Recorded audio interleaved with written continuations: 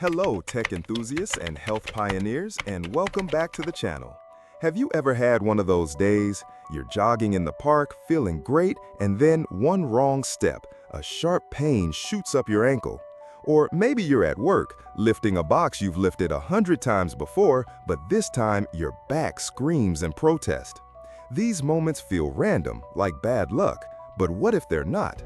What if your body was sending out subtle warning signs for hours or even days beforehand? And what if you had a guardian angel, a digital one, that could see those signs and warn you before disaster strikes? Today, we're pulling back the curtain on a revolution that's happening right now. We're talking about the incredible world of digital monitoring, where technology becomes our personal set of digital eyes, watching over our health 24/7.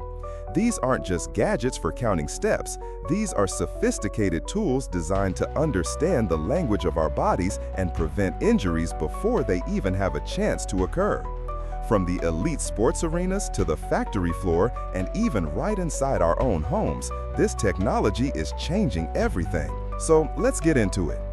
First up, let's talk about the technology you're probably most familiar with, wearables. That sleek smartwatch on your wrist or the fitness band you wear to the gym is the frontline soldier in this new era of prevention. We've moved far beyond simple pedometers. Modern wearables are packed with an arsenal of sensors. At the most basic level, they track your activity, how much you move, your intensity, and the calories you burn. This alone can be a powerful indicator. A sudden, sharp increase in training volume without adequate rest is a classic recipe for an overuse injury, and your device can flag that pattern for you. But the real magic lies deeper. Let's talk about physiological markers. Your wearable is constantly measuring your heart rate, HR. More importantly, it's tracking your heart rate variability, or HRV. For those who don't know, HRV is the tiny variation in time between each of your heartbeats. A high HRV is a sign that your nervous system is balanced, well-rested, and ready to perform. A consistently low HRV, however, is a major red flag.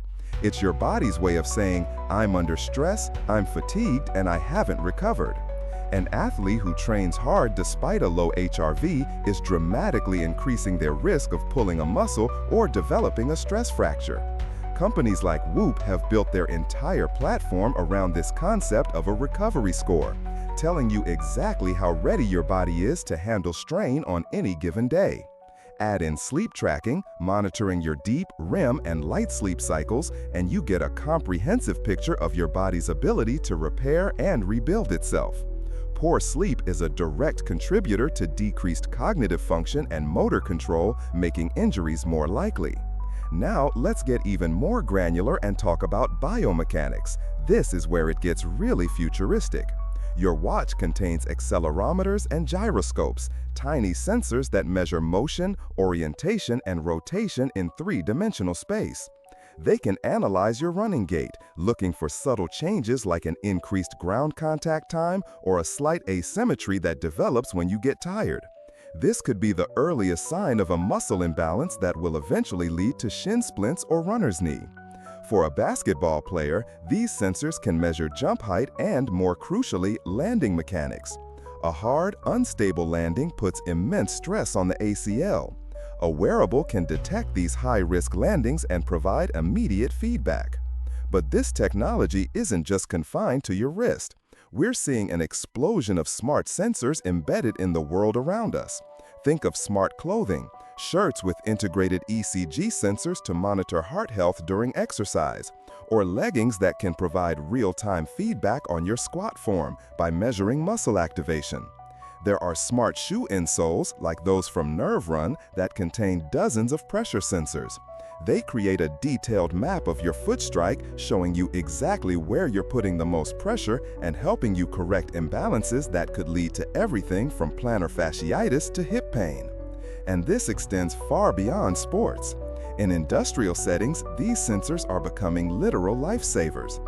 Imagine a construction worker wearing a small sensor on their safety vest. This sensor monitors their posture and movement. If it detects them lifting a heavy object with a rounded back, a classic recipe for a herniated disc, it can provide a gentle vibration as a haptic reminder to correct their form. In logistics, sensors on warehouse workers can track repetitive motions, identifying who is most at risk for developing repetitive strain injury and allowing managers to rotate tasks proactively. For first responders, biometric sensors in their gear can monitor vital signs for heat exhaustion or extreme stress in high-pressure situations, allowing a commander to pull them from the line before a health crisis occurs. Even in our homes, this technology is making a profound impact, especially for ensuring the safety of the elderly. Smart floor mats or specialized radar systems can non-intrusively monitor an individual's gait and balance over time. The system can learn their unique movement patterns and detect subtle degradations, a slightly slower walk, a less stable stance, that are powerful predictors of a future fall. This allows for early intervention like physical therapy or home modifications to prevent a fall that could be life-altering. Finally, we have the incredible power of your smartphone's camera combined with computer vision. Mobile apps are now emerging that act as a virtual physical therapist. You can perform an exercise like a lunge or a plank, and the app uses your phone's camera to analyze your form in real time, giving you spoken feedback like "keep your back straight" or "don't let your knee cave inward." This democratizes access to expert-level biomechanical analysis, helping people exercise more safely and recover from injuries more effectively, all from their living room. So as you can see, these digital eyes are everywhere, silently and constantly gathering a torrent of data about our physical state. They see how we move, how we rest, and how our bodies respond to the stresses of life. This creates an unprecedented high-definition picture of our individual risk factors. But collecting data is only the first step.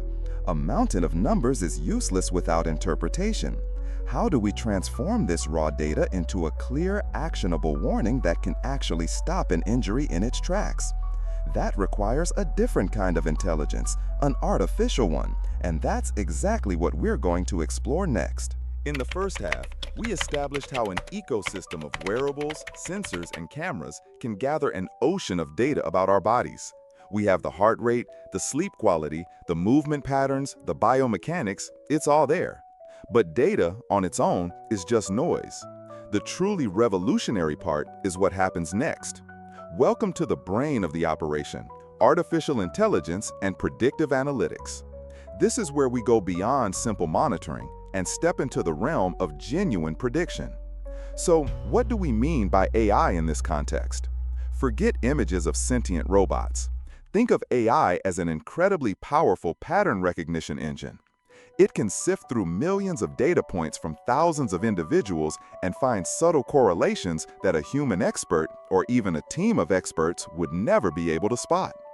Predictive analytics is the process of using these learned patterns to forecast a future outcome. It's the difference between looking in the rearview mirror and having a crystal clear GPS for the road ahead. Here's how it works in practice. An AI model might be fed biomechanical and physiological data from an entire professional soccer league over several seasons. It learns what the data signature of a healthy, peak performance player looks like. It also learns the signatures that precede common injuries.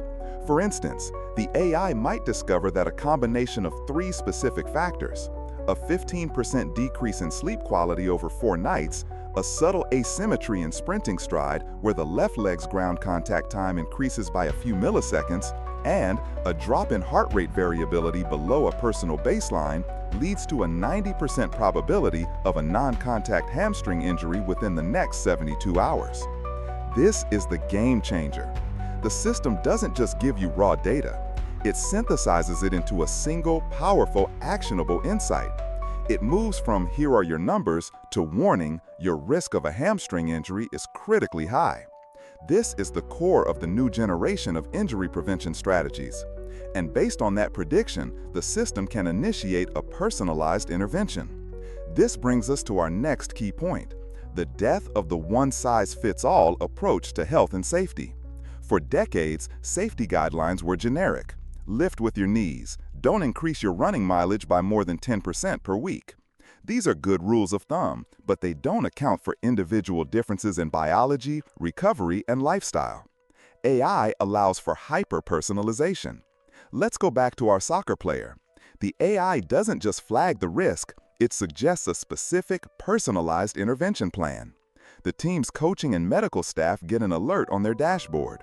The recommendation isn't just rest him, it might be limit player X to non-sprinting drills today. Prescribe 20 minutes of targeted foam rolling for the left hamstring and glute, followed by specific activation exercises. Ensure he gets at least 8.5 hours of sleep tonight. This allows coaches to manage player load with surgical precision, keeping their stars healthy and on the field. This isn't a hypothetical. It's being used right now by top teams in the NBA, NFL, and European football leagues to gain a competitive edge. This personalization extends to the workplace as well. An AI monitoring a factory floor might notice that a particular assembly line task, when performed by workers over 6 feet tall, is strongly correlated with shoulder impingement. The system can then recommend a simple, personalized intervention, re-engineering that specific workstation to be more ergonomic for taller individuals. Or, in the context of rehabilitation, a patient recovering from ACL surgery at home uses a sensor-equipped knee brace. The AI analyzes their range of motion, muscle activation, and self-reported pain levels each day.